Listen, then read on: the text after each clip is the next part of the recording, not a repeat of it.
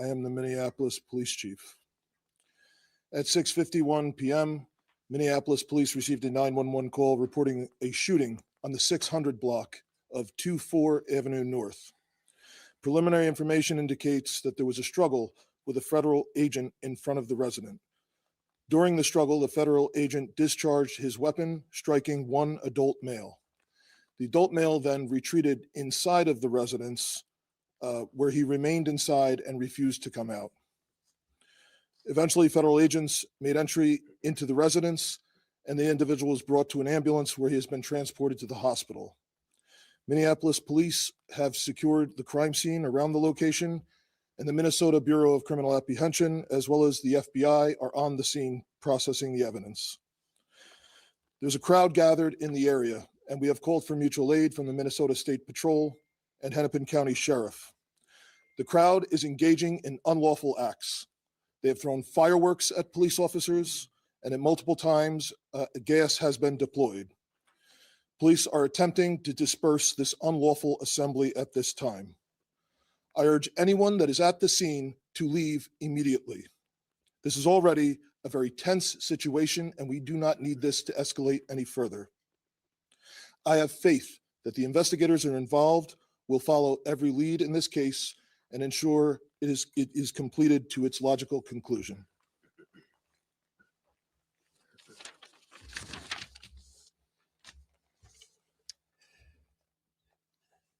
There's still a lot that we don't know at this time, but what I can tell you for certain is that this is not sustainable. This is an impossible situation that our city is presently being put in. And at the same time, we are trying to find a way forward to keep people safe, to protect our neighbors, to maintain order. And we're in a position right now where we have residents that are asking the very limited number of police officers that we have to fight ICE agents on the street, to stand by their neighbors. We cannot be at a place right now in America where we have two governmental entities that are literally fighting one another. Why are we put in this position? We're put in this position because we have approximately 600 police officers in Minneapolis, far fewer that are able to work at any given time. And there are approximately 3,000 ICE agents in the area. 3,000. The 600 police officers that we have are charged on any given day with investigating crime, stopping homicides from taking place, preventing carjackings. That's the work of a police officer in a city. Meanwhile, we have ICE agents throughout our city and throughout our state who, along with Border Control, are creating chaos. This is not the path that we should be on right now in America. Thankfully, there's another path. And I want to talk to everybody who's out there, even people who aren't living in Minneapolis right now. Maybe you just put your kids to bed. Maybe you're cleaning up the dishes. I'm sure you love your family. There's no doubt in my mind that you love your town. Imagine if that city or that town was suddenly invaded by thousands of federal agents that do not share the values that you hold dear. Imagine if your daily routines were disrupted. The local cafe that you eat at was shut down because they're scared that their own family might get torn apart. Imagine if schools shut down and suddenly parents got to figure out what to do for daycare. This is not creating safety. It's certainly not creating safety when a huge percentage of the shootings that have taken place so far this year in Minneapolis have been by ICE. So let's be very clear.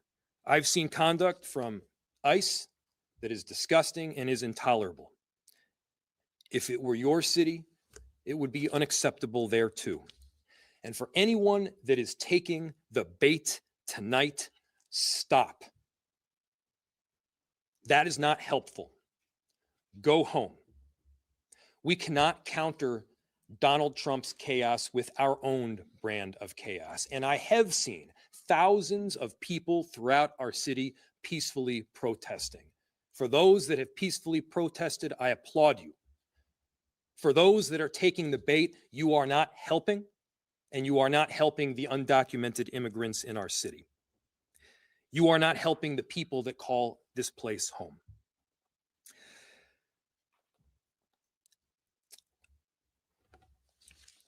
ICE can leave, and this massive deployment can come to an end.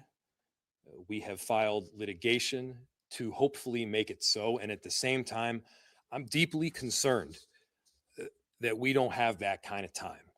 This is already the second shooting that we've had in a week. People are scared.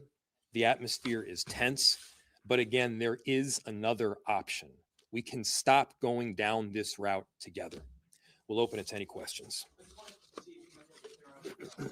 Rumors that were circulating on social media that a pregnant woman and possibly a 12-year-old boy were involved in this. Is that true or not true at all? So there were reports initially that there was more than one person shot. That is not true. There is one person that's been shot. It is a non-life-threatening injury, and they have been transported to the hospital. The remainder of the residents has been cleared.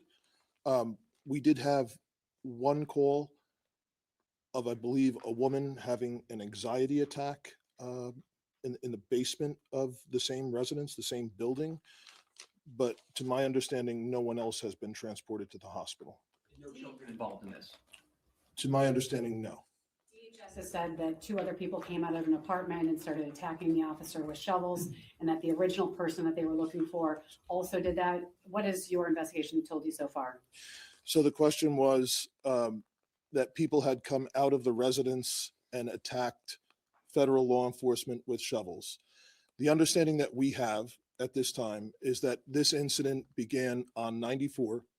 The individual drove towards the residence, had some sort of accident outside the residence, ran towards the house, and got into a struggle with federal law enforcement. There is I believe there's a broom and like a snow shovel that's on the scene. And yes, I have heard information that that some individual, at least one person, may have assaulted federal law enforcement. Yes. Okay. Will MPD be I am not aware if that's the same person who was shot or if that's someone else. Will MPD be doing its own investigation of what happened? The question was, will MPD be doing an investigation of what happened?